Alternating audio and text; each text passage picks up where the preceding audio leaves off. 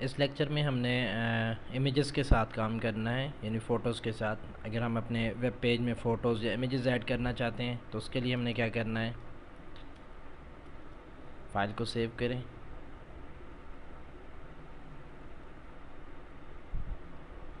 और 06 with images .html,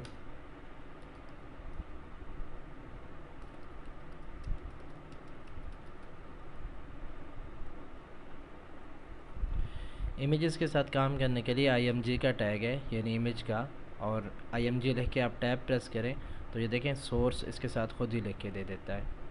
तो basically ये आप img का टैग ओपन करते हैं, उसके बाद सोर्स एक एट्रीब्यूट है, और इसके बाद क्लोज़ कर देते हैं। जैसे आप br का टैग क्लोज़ करते थे, br ओपन और क्लोज़, तो ये br के इस तरह img ये भी आपका सेल्फ क्लोजिंग टैग है कि इधर ही क्लोज़ हो जाता है, और अगर आप ये क्लोजिंग नहीं भी लिखते तो भी ठीक है।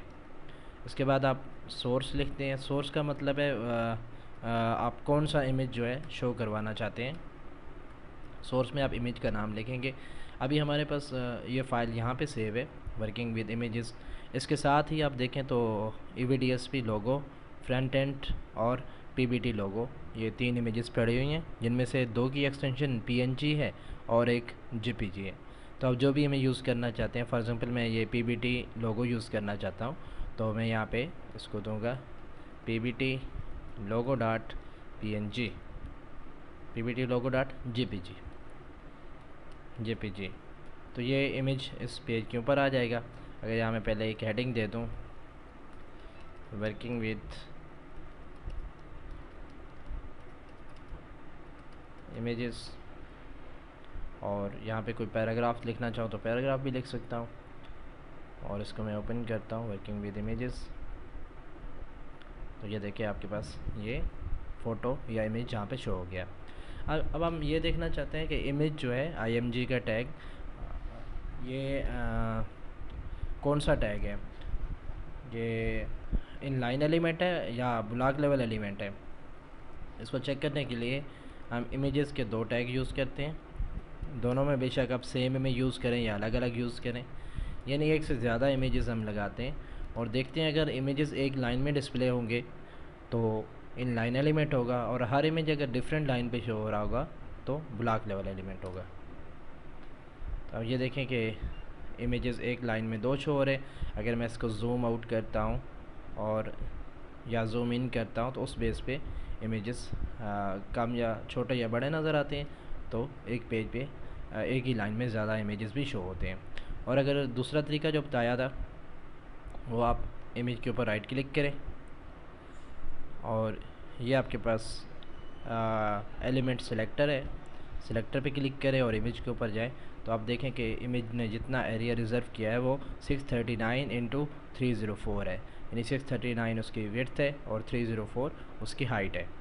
तो चूँकि ये 100% नहीं ले रहा तो ये इनलाइन एलिमेंट काउंट किया जाएगा। अब फॉर एग्ज़ाम्पल हम एक दूसरा इमेजेस के साथ ऐड करना चाहते हैं, तो सोर्स में यहाँ पे EVDSP लोगो डॉट PNG, ये 2 इमेजेस लगा दिए। पेज को रिफ़्रेश करें, ये देखिए ये 2 इमेजेस हैं, लेकिन ये दूसरा इमेज काफ़ी बड़ा है, पेज को स्क्रॉल करना पड़ता है, इमेज की विड्थ काफ़ी ज़्यादा है। अब मैं इमेज की विड्थ को कम करना चाहता हूँ कि इसके बराबर शो हो और यहाँ पे इस एरिया में ये इमेज डिस्प्ले हो। तो उसके लिए मुझे क्या करना पड़ेगा, जैसे ये मेरे पास सोर्स का एक एट्रीब्यूट है और ये उसकी वैल्यू है, ऐसे ही इमेज के साथ मेरे पास विड्थ का एक एट्रीब्यूट होगा। विड्थ इज इक्वल टू, आप यहाँ पे 500 दे दें और पेज रिफ़्रेश करें तो ये देखें आपके पास 500 आ गए। अब अगर आप चाहते हैं 500 कम है, इसकी विड्थ थोड़ी ज़्यादा होनी चाहिए, आप इसको 700 कर दें, रिफ़्रेश करें, ये देखें इमेज यहाँ पे शो हो गया। अब यहाँ एक देखने की बात है कि अगर ये पहले वाला इमेज है, इसकी विड्थ में 50 कर देता हूँ और पेज रिफ़्रेश करता हूँ, तो देखें विड्थ के साथ साथ इसकी हाइट भी ऑटोमेटिकली कम हो गई है। हालांकि हाइट मैंने कम नहीं बताई। और सेम अगर विड्थ के बजाय मैं इसकी हाइट बताऊँ, हाइट 200, तो हाइट के साथ इसकी विड्थ भी ऑटोमेटिकली इंक्रीज़ या डिक्रीज़ होती है। इसकी वजह यह है कि हमने एक चीज़ बतानी होती है, दूसरी उसके साथ रिलेटिव होती है। फॉर एग्ज़ाम्पल इस वक्त अगर इसकी हाइट 100 px हो और इसकी विड्थ तो 200 px हो, तो जब इसकी हाइट में 50 करूँगा यानी हाफ़ करूँगा, तो इसकी विड्थ भी हाफ़ हो जाएगी यानी कि 100 हो जाएगी। हाँ, जब आप अपनी मर्ज़ी से हाइट और विड्थ दोनों को एडजस्ट करना चाहें, फिर आप दोनों चीज़ें बताएंगे। अब यहाँ पे बताते हैं कि इसकी हाइट 200 हो, लेकिन इसकी विड्थ जो है वो 500 हो। इसके बाद पेज रिफ़्रेश करें तो ये देखें इसकी विड्थ ज़्यादा हो गई है। अब 500 के बजाय आप 800 करें और पेज रिफ़्रेश करें। अब देखें इसकी विड्थ जो है वो बड़ी है, लेकिन हाइट जितनी हमने बताई हुई है वो है। तो इसका मतलब ये है कि हाइट और विड्थ दोनों में से अगर कोई एक चीज़ बताएंगे तो वो उस हिसाब से दूसरी चीज़ को खुद ही चेंज कर लेगा। लेकिन अगर हम दोनों चीज़ें बताएंगे तो दोनों जितनी बताएंगे उतनी ही शो होंगी। अब हम इसकी हाइट और विड्थ दोनों को रीसेट कर देते हैं। मतलब दोनों इमेजेस की हाइट हम 200 px रख लेते हैं और विड्थ हम नहीं बताते। दोनों इमेजेस की हाइट 200 px रख देते हैं ताकि हाइट भी सेम हो तो विड्थ में दोनों अलग अलग होंगे। तो ये तो इमेजेस को लगाने का तरीका था। अगर इमेजेस आपकी फ़ाइल के साथ ही पड़े हुई हैं तो आप डायरेक्ट इसका नाम लिखते हैं। जैसे ये आपकी वर्किंग विद इमेजेस फ़ाइल पड़ी है और ये इमेजेस हैं। अगर सपोज़ ये तीनों इमेजेस यहाँ पे ना हो, इसके बजाय यहाँ इमेजेस का फ़ोल्डर है imgs और इसके अंदर ये इमेजेस पड़े हैं, तब आप यहाँ पेज रिफ़्रेश करेंगे तो दोनों इमेजेस देखें, यहाँ पे दोनों की जगह कुछ भी नज़र नहीं आ रहा क्योंकि इमेज हमारे पास अवेलेबल नहीं है। हमने जो लोकेशन दी है वहाँ से इमेजेस ने नहीं उठाया। अभी हमें यहाँ इसकी लोकेशन बताने के लिए image source is equal to source में हमें बताना पड़ेगा कि imgs का फ़ोल्डर है उसके अंदर ये इमेज पड़ा हुआ है वो दिखाना है। सेम नीचे वाले की भी imgs स्लैश और यानी आप अगर किसी डायरेक्टरी या फ़ोल्डर में इमेज पड़ा हुआ है तो आपकी फ़ाइल के साथ उसका रिलेटिव पाथ क्या बनता है, यानी कि आपकी फ़ाइल के बाद जहाँ आपकी फ़ाइल पड़ी हुई है वहाँ कौन सा फ़ोल्डर है जिसके अंदर इमेजेस पड़े हैं, तो आप उस फ़ोल्डर का नाम बताएंगे और उसके आगे फिर फ़ाइल का नाम बताएंगे। रिफ़्रेश करें तो ये देखें दोनों इमेजेस शो हो गए। अभी अगर यहाँ मैं दोनों इमेजेस को मज़ीद मूव कर लूँ, इमेजेस के बाद ये दोनों लोगोज़ हैं, इनको यहाँ से मैं उठाऊँ और लोगोज़ का फ़ोल्डर बनाऊँ उसके अंदर रख दूँ। तो अब मेरे पास ये फ़ाइल है, इसके बाद इमेजेस का फ़ोल्डर है और ये इमेज डायरेक्ट उसी फ़ोल्डर में पड़ा हुआ है, लेकिन दूसरे दो इमेजेस आगे लोगोज़ के फ़ोल्डर में पड़े हैं। तो इनको लगाने के लिए क्या तरीक़ाकार होगा, आइए देखते हैं। यहाँ इमेजेस का फ़ोल्डर है और इमेजेस के फ़ोल्डर में फ्रंट एंड .png एक ये इमेज पड़ा हुआ है।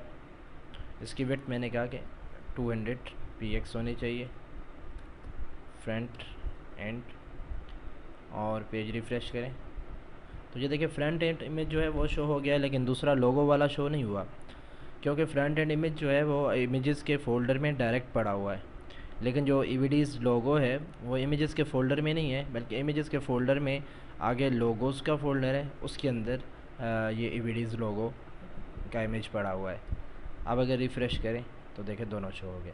तो ये तरीक़ाकार था इमेजेस अगर नेस्टेड किसी डायरेक्टरी में या फ़ोल्डर में पड़े हैं तो वो आप शो करवाना चाहें।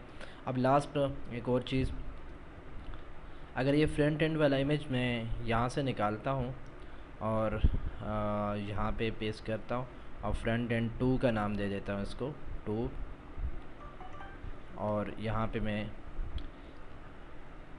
फ्रंट एंड ये डायरेक्ट इस तरह में मैंने रख दिया, इसको मैं फ्रंट एंड 2.png करता हूँ और पेज रिफ़्रेश करता हूँ तो देखें सेम इमेज नज़र आ रहा है। इसी तरह अगर डायरेक्टरी में मूव करता हूँ तो डायरेक्टरी का लिखना पड़ेगा, लेकिन अगर यही इमेज मैं इस डायरेक्टरी के बाहर रख देता हूँ, यहाँ पे सोर्स कोड यहाँ पे रख देता हूँ और ये मेरे पास सोर्स कोड का फ़ोल्डर है, अब ये मेरे पास वर्किंग विद इमेजेस वाली फ़ाइल है, लेकिन मेरा जो इमेज है वो इस सोर्स कोड वाले फ़ोल्डर में पड़ा हुआ है, इस HTML वाले फ़ोल्डर में पड़ा हुआ है, ये सोर्स कोड में नहीं पड़ा हुआ। तो अब मुझे क्या करना पड़ेगा, अब मुझे वो इमेज लगाने के लिए डबल डॉट, जिसका मतलब है कि एक स्टेप में बैक वापस जाऊंगा, यानी कि यहाँ पे हूँ तो एक स्टेप वापस जाऊंगा, यहाँ से मैं यहाँ पे शिफ्ट हो जाऊंगा। इसके बाद मैं इमेज का नाम लिखूंगा, इमेज शो हो जाएगा। देखिए इमेज शो हो रहा है। सेम अगर मेरे पास ये है कि फ्रंट एंड इमेज, यहाँ पे इमेज टेम्प के नाम से एक फ़ोल्डर है, उसके अंदर पड़े हुए हैं। तो ये देखिए मेरे पास सोर्स कोड का फ़ोल्डर है, इसमें मेरे पास ये वर्किंग विद इमेजेस ये फ़ाइल है, लेकिन इससे एक स्टेप वापस आऊँगा, बैक यहाँ पे आ जाऊँगा, वापस आके फिर मैं IMG टेम्प में जाऊँगा, तो यहाँ पे फ्रंट एंड jQuery पड़ा हुआ है। तो अभी अगर मैं पेज रिफ़्रेश करता हूँ तो ये देखिए इमेज गायब हो गया। और इसके लिए मुझे क्या बताना पड़ेगा कि एक स्टेप बाहर निकलूँगा, बाहर निकलने के बाद इमेज टेम्प के फ़ोल्डर में जाऊँगा, वहाँ पे मेरे पास फ्रंट एंड टू इमेज पड़ा हुआ है, वो मैंने दिखाना है। आप रिफ़्रेश करें, देखें आपका इमेज शो हो गया। तो ये आपके पास तरीकाकार था कि आप कोई भी इमेज एक रिलेटिव पाथ के ज़रिए कैसे दिखा सकते हैं। तो HTML में आप तमाम इमेजेस अपनी वेबसाइट में किसी भी जगह पे रख के उनको ब्राउज़ करके आप दिखा सकते हैं।